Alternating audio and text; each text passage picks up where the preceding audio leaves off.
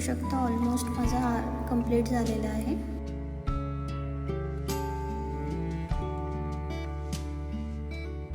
आता आपण शेलाचा राहिलेला भाग कव्हर करू. तो मी शुगर बीट्सचा यूज करणार आहे. शुगर बीट्समुळे त्याचा येलो कलर जरा जास्ती हायलाईट होऊन तो शेला अतिशय सुंदर दिसेल.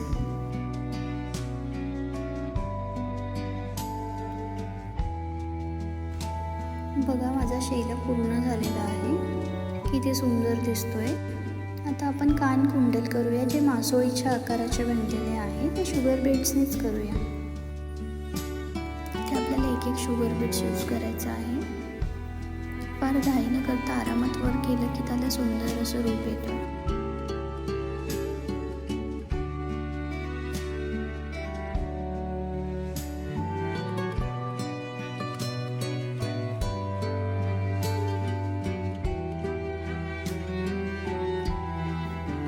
आता आपण मुकुट तयार करून घेऊया.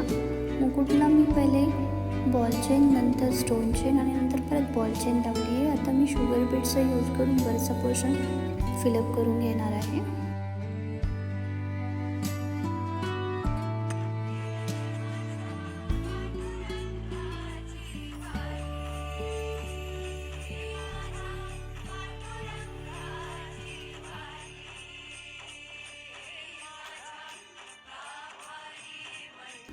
फायनली माझा विठ्ठल तयार झालेला आहे. बघू शकता किती सुंदर आणि सुबक दिसतो.